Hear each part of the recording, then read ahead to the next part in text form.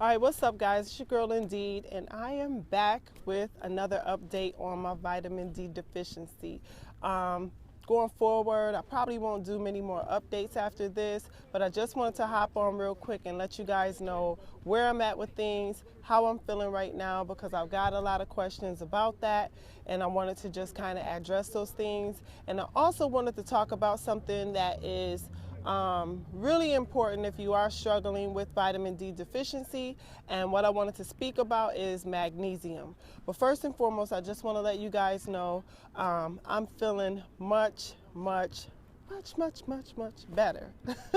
I'm feeling so much better than I was a few months ago, and I'm so happy about that because a few months ago, I couldn't see this day right here. I couldn't see getting as far. Vitamin D deficiency is really rough, and it causes depression. And like I explained, for me, what was affecting my body the most was I was having severe palpitations. My heart was beating irregularly. My blood pressure was going extremely high and low and high again. So it was a very scary ride that honestly, I've been to the hospital. This is the most I've been to the hospital this year in my whole entire life. And we had some really scary moments, and I'm just looking back there and going back to that moment, and I just really couldn't see now, like see today. And then some days it hurt so bad, I'm gonna be honest, I thought a chick was out of here. And I say that, I'm not really joking about that. I really say that, and it was just a very scary ride. Anyone that's experiencing vitamin D deficiency, I sympathize, and I just want to be a ray of light to let you know that it is temporary and that you will get through it if you do the proper things to get through it.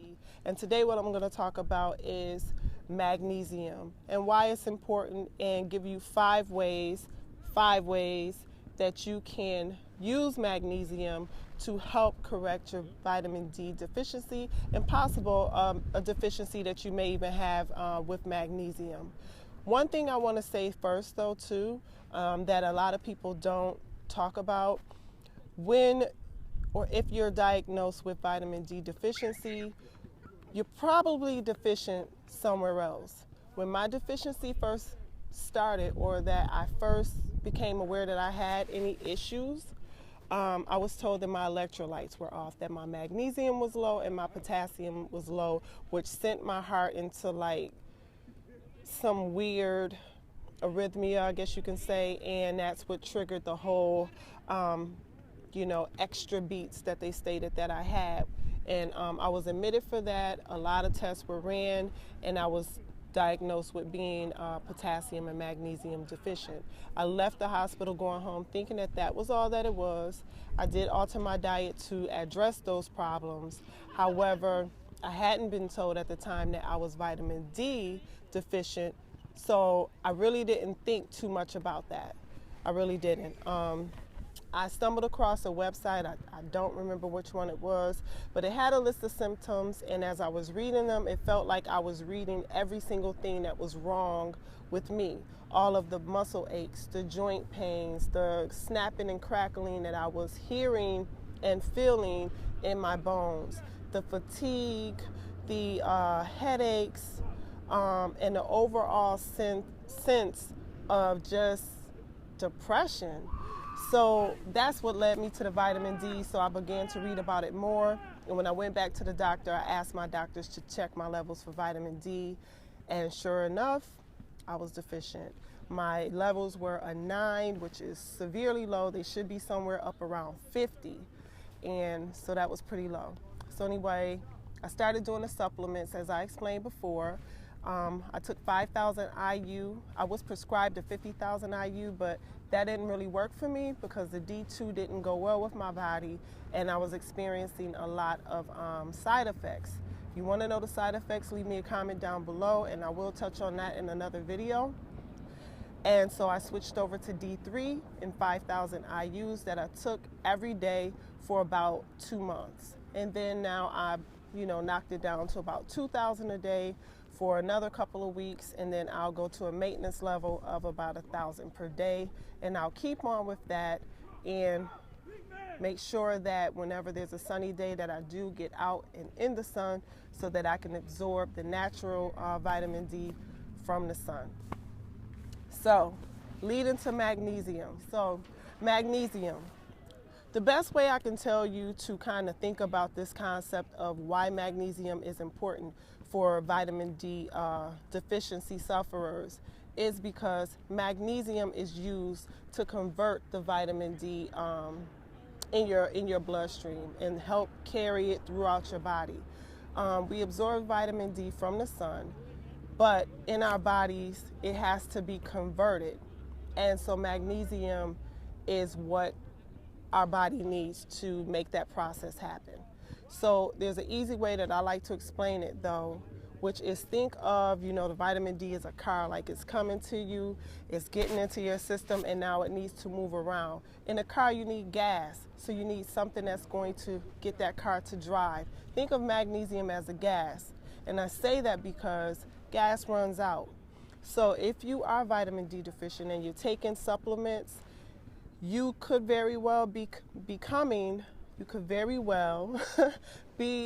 on your way to becoming magnesium deficient if you are not replacing that. So it's like driving a car. If you're driving a car and you're not adding in more gas, you're not going to get far. You're going to have a whole nother situation on your hands, and that's what happens when you don't supplement with magnesium as well. And I'm sharing this because your doctor may or may not tell you that. If you want to research it, I suggest looking up online, going to some different websites and researching that information. So today I'm going to share with you 5 ways that you can get, yes, I have a big hand. I'm going to share with you 5 ways that you can get your magnesium to help you along the way with your vitamin D deficiency. Number 1 is through a supplement. So the supplement that I'm currently taking is this one by Natrol, which is a chewable tablet. You can see it right here. And this is a high absorption magnesium. This one is a magnesium, I believe it's called magnesium stearate, and it's easily absorbed into the body. So this one, I don't want to recommend anything, but this is what I'm using. And the tablets are chewable, which I like because I hate taking pills. I absolutely cannot stand it. And they're like this, and you chew them up. They taste like candy, so keep them away from your children. And these are what I'm using right now to help with that. Personally, I take these every other day or every few days because at the moment my magnesium levels, they're not low, and I've had those checked, you know, by my doctor, so I'm using that as a maintenance.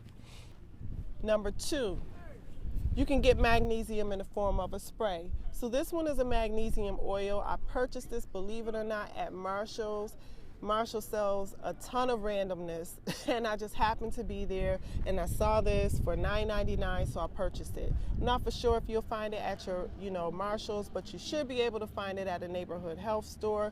And what you do with this, you start off with about 3 sprays after you get out of the tub or shower, and while your body's, pat your body dry, and then you just spray it. I just wasted 2 pumps. But you spray it over your body.